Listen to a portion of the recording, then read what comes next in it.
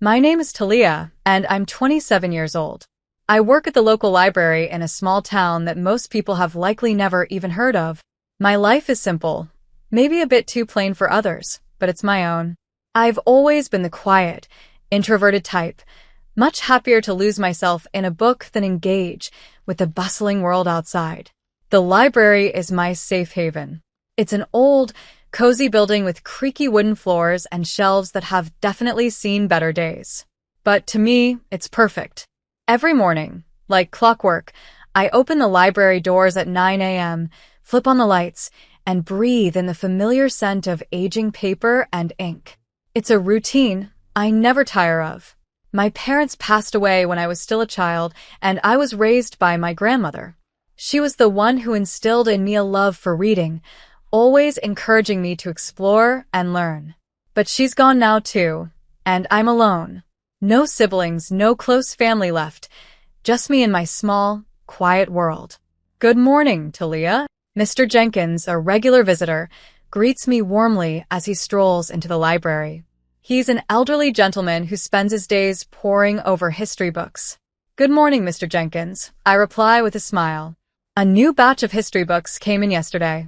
I've set some aside for you. You know me too well, dear. He chuckles as he shuffles toward his favorite shelf. The day continues like that, quiet and familiar.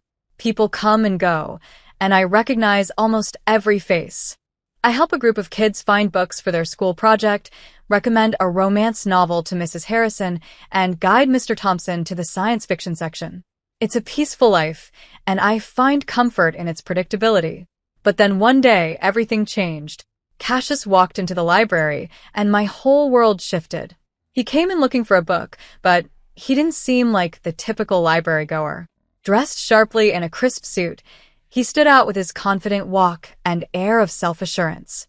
"Can you help me find a book?" he asked, his voice smooth and compelling.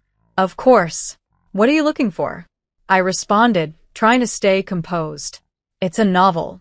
The Great Gatsby, I believe." "This way," I said, leading him to the classic section. When I handed him the book, our hands brushed for a brief moment. It was a simple, fleeting touch, but it left a strange feeling lingering inside me. "Thank you, Talia," he said, glancing at my name tag. "I'm Cassius." "It's nice to meet you, Cassius," I replied. That brief encounter was the start of everything, the beginning of what I believed to be a love that would last forever. The start of a journey that pulled me from my quiet, predictable life into a whirlwind of chaos and betrayal. If only I had known then what I know now, maybe things would have turned out differently. But life doesn't give you warnings, and sometimes you only learn lessons the hard way. After that first meeting, Cassius began visiting the library more often. It was strange because he didn't seem like someone who'd spend much time reading. Yet, each time he came in, he'd ask for a book recommendation, and we'd chat for a few minutes. One day, he arrived just as I was struggling with a box of new books. "Need a hand with that?" he offered, walking over to help. "That would be great. Thank you," I said, relieved. As we placed the books on the shelves, he asked, "So, Talia, what made you want to work at a library?" I shrugged, smiling softly. "I've always loved books. They're like friends to me. Plus, it's nice and quiet here." He laughed. "I can tell. It's like a different world in here." Over time, our conversations grew longer. I learned that Cassius worked for his family's business, something to do with real estate. He was easy to talk to, and for the first time in a long time, I felt like someone was truly interested in me. Then one day, he surprised me. "Talia, would you like to have dinner with me tonight?" he asked, his eyes hopeful. "A date?" I asked, caught off guard. "Yes, a date," he said with a warm smile. I hesitated for a moment. This was uncharted territory for me, but something about him made me want to say yes. "Okay, sure. I'd like that," I replied, my voice wavering slightly. That evening, we went to a small restaurant in town. It wasn't fancy, but it was cozy, and we spent hours talking about everything and nothing. For a while, I forgot about the loneliness that usually filled my life. On the walk home, Cassius turned to me and said, "I had a really great time tonight, Talia. You're different from anyone I've ever met. I didn't know how to respond, so I simply smiled. He continued, I'd love to see you again. Would that be okay? I nodded. Yes, I'd like that. After that night, we started seeing each other regularly. He'd take me out to dinner, or we'd go on long walks. For the first time in a long time, I felt like I was part of something more, part of a world that extended beyond my quiet life in the library. Before long, I found myself falling for him. Hard. He was charming, attentive, and made me feel special. When he proposed, I didn't hesitate. I said yes without a second thought. Looking back now, I wish I had paid attention to the signs. I wish I had noticed that the charm was only a facade, hiding something far darker underneath. But love can blind you, and I was deeply in love. Or at least I thought I was. After we got engaged, things began to shift. It started with his parents. From the very beginning, they didn't approve of me. They saw me as beneath their son, someone who didn't come for money. The first time I met them, it was painfully clear they didn't like me. We had dinner at their house, a grand, luxurious place, nothing like what I was used to. Talia, this is my mother, Brielle, and my father, Damon. Cassius introduced them. Nice to meet you, I said, trying to smile. Brielle looked me over, unimpressed. So, you're the librarian? She asked, her tone sharp. Yes, that's right, I answered, feeling smaller by the second. Damon chimed in. Cassius, couldn't you have found someone more suitable? I wanted to crawl into a hole. The dinner dragged on, painfully awkward, and it became all too clear that they didn't think I was good enough for their son.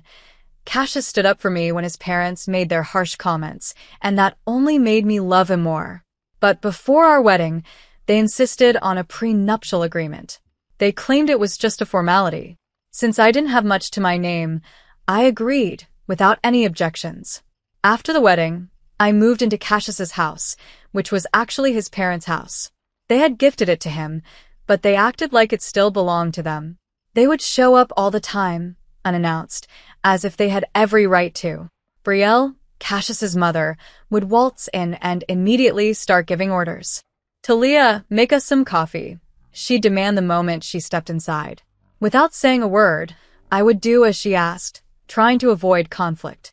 One day, as I was serving coffee, Brielle pointed at the TV and said, Remember, Talia, if you and Cassius ever get divorced, this isn't yours. It wasn't just the TV, they constantly reminded me that nothing in that house belonged to me. Over time, Cassius started changing too. He wasn't the man I fell in love with anymore.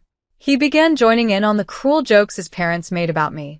One evening, while I was deciding what to wear to a family event, I asked Cassius for his opinion. This one makes you look less drab, he said with a smirk. It hurt deeply. It felt like he became a different person around his parents. He stopped defending me and instead laughed along with their insults. Living in that house was unbearable. I felt like an outsider, an unwelcome guest in my own home. I kept hoping things would improve, but they only got worse. The stress was starting to take a toll on me. I began experiencing severe stomach pains, but I tried to brush them off. Then one day, while working at the library, I collapsed. When I woke up in the hospital, the doctor explained that my collapse was caused by stress. I stayed in the hospital for several days, and during that time, Cassius didn't visit. He didn't even call. I had never felt so alone. Then, out of nowhere, a notary visited me in the hospital with surprising news. My great-aunt, someone I barely remembered, had passed away and left me her fortune, $60 million. I was in complete shock. I had no idea what to do with that kind of money, but it instantly changed how people saw me. I wasn't just the poor librarian anymore. As soon as Cassius and his parents found out about the inheritance, their attitude shifted. They suddenly became overly sweet and caring. Darling, we're so happy for you, Brielle cooed, pretending to be concerned about me. Yes, we're family, and we should support each other, Damon added with an exaggerated smile. But I didn't trust their sudden kindness. It was too much, too fast. After they left my hospital room, I overheard them talking outside. They didn't realize I could hear them. She's such a fool. Can you believe our luck? Cassius laughed. Brielle chimed in. We need to make sure she doesn't leave you, Cassius. Maybe you should have a child with her. That'll keep her tied to you. Hearing those words made me sick to my stomach. They didn't care about me at all. They only wanted my money. At that moment, I knew I had to escape. I had to get away from these people and take back control of my life. I wasn't going to be their pawn any longer. When I was discharged from the hospital, I had a plan in mind. I returned home, where Cassius and his parents were waiting, acting like the loving, concerned family they had never truly been. "Oh, Talia, we were so worried about you," Brielle exclaimed, trying to sound sincere. I nodded and played along, not wanting to tip them off that I knew their real intentions. Cassius approached me, asking, "So, when do you get the inheritance?" His eagerness was obvious. I looked at him, this man I once thought I loved, and realized he was a stranger to me now. "Soon," I replied calmly, "but it's nothing you need to worry about." His smile faltered and he pressed, "But we're married, Talia. What's yours is mine, right?" I forced a smile. "Of course, darling." That night, I couldn't sleep. Their words echoed in my head. Their greed. Their fake concern. It made me feel sick. I got out of bed and began writing. I wrote down everything they had done, everything they had said. It was like years of pent-up frustration finally poured out of me. The next morning, I met with a lawyer. I explained everything and showed him the prenuptial agreement. He was shocked but reassured me, saying the agreement would protect me. "You're doing the right thing," he told me. When I got back to the house, I found Cassius and his parents sitting in the living room. As I walked in, Damon smiled at me with cold eyes. "There she is, our brave girl," he said. I sat down, clutching my purse tightly. "I have something to say," I told them. They all turned toward me, curious. "I'm filing for divorce," I said, my voice steady. The room fell silent. Brielle's face twisted in anger. "What?" "You ungrateful little," she started, but Cassius jumped to his feet. "Talia, you can't be serious." "We love you," he pleaded. "Do you, Cassius?" "Because I don't feel loved. I feel used," I responded firmly. Brielle was livid. "We'll sue you. We'll take half of your inheritance," she spat. I reached into my purse and pulled out a copy of the prenuptial agreement. "Actually, you can't. This says neither of us can claim the other's property in case of divorce." For the first time, they were speechless. I stood up. "I'm leaving, and I don't want any of you to contact me." I walked out of that house, their shouts and insults following me. It was the hardest thing I had ever done, but as I drove away, I felt an enormous weight lift from my shoulders. I was free from their manipulation, their cruelty. For the first time in a long time, I could breathe. I rented a small apartment in the city. It wasn't anything luxurious, but it was mine. After years of living under someone else's control, I finally felt a sense of peace. I was still dealing with the divorce, but I felt capable of handling it. Then one day, I got a call from the lawyer. "Talia, there's something you should know about your great-aunt's will," he said. "What about it?" I asked, puzzled. "There's a condition. You need to use part of your inheritance for a charitable cause." It was your great-aunt's final wish. I was surprised. I had no idea my great-aunt had been so philanthropic. The lawyer continued, "She wanted to pass that responsibility on to you." I hung up the phone, deep in thought. It felt like a sign, a push in a new direction. I started researching charities and causes, determined to do something meaningful with the money. That's when I came across a small organization that helped women who were victims of domestic abuse. It struck a chord with me. I contacted them and arranged a meeting. The woman I met, Zinnia, was passionate and dedicated. "We provide shelter, legal aid, and counseling to women who have nowhere else to go," Zinnia explained. As I listened to her, I felt deeply moved by the stories she shared. "I want to help," I said, feeling a spark of purpose I hadn't felt in years. With Zinnia's guidance, I used a portion of my inheritance to fund a new shelter for women. It was an incredible feeling, knowing I was helping others find their way out of situations like I had. A few weeks later, Zinnia invited me to the opening of the shelter. It was a small, intimate event, but the atmosphere was filled with hope and gratitude. As people mingled, I noticed a familiar face in the crowd. It was Lorelei, an old colleague from the library. "Talia, is that you?" she asked, clearly surprised. Lorelei. "It's been so long," I said, pulling her in for a hug. "What are you doing here?" she asked curiously. I shared with her everything about the shelter and my involvement in helping create it. Her eyes widened in disbelief. "That's incredible, Talia." "I had no idea," she said, impressed. "It's a new chapter for me," I replied, smiling. We spent the rest of the evening catching up, and it felt wonderful to reconnect with an old friend. As the event wound down, Zinnia approached me. "Talia, I can't thank you enough. This shelter is going to change lives," she said warmly. I looked around at the faces of the women who now had a safe place to call home. "It's the least I could do," I said, feeling a warmth in my heart I hadn't felt in a long time. As the days passed, I became more immersed in the work at the shelter. Each day was rewarding and brought with it a sense of fulfillment I had never known before. My new life was shaping up, and I felt like I was finally in control of my destiny. Then one day, out of the blue, my phone rang. The number on the screen was one I hadn't seen in a while, Cassius. My heart raced with mixed emotions, but curiosity won over. Hello, Cassius," I said, keeping my voice calm. "Talia, I need to talk to you." Can we meet?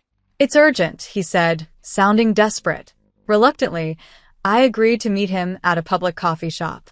I hoped that being in a familiar, neutral place would help me stay strong. When I arrived, Cassius looked different. He seemed defeated, almost pitiful, as he sat across from me. "Talia, I made a huge mistake. I want you back.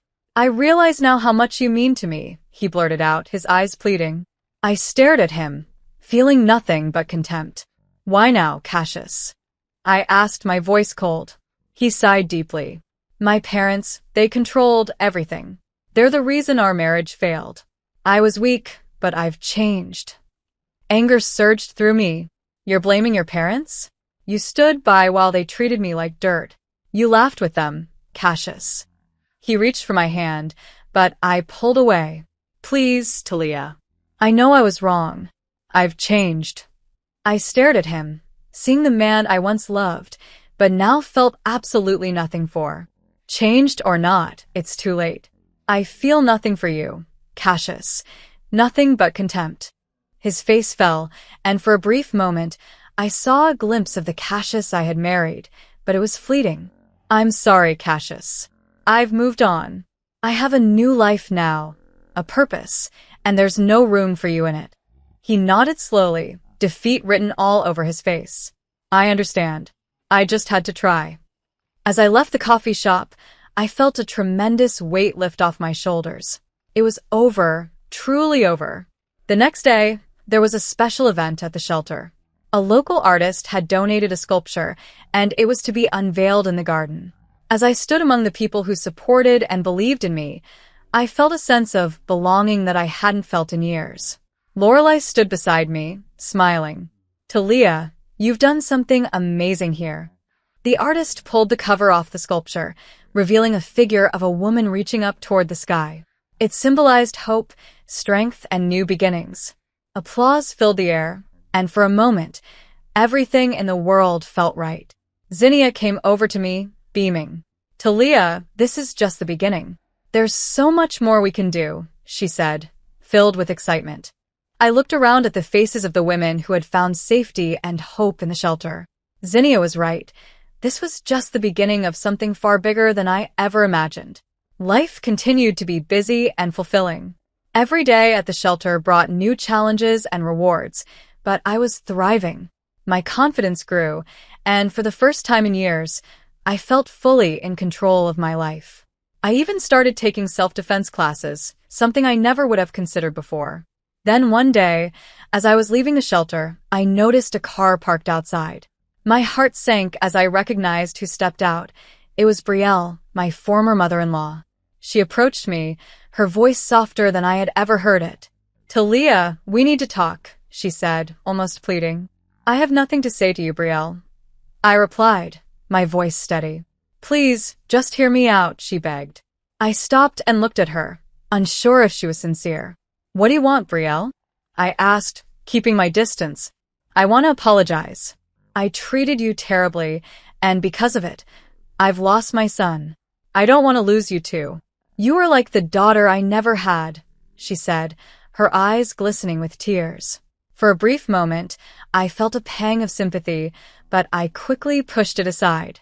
Brielle, you made my life a living hell. An apology won't change that. I've moved on, and I suggest you do the same. She reached out to me, but I stepped back. Please, Talia. I know I can't undo the past, but I want to make things right. I shook my head. It's too late for that. Goodbye, Brielle. As I walked away, I felt her gaze on my back, but I didn't look back. I had learned to stand up for myself, and there was no turning back to the way things were.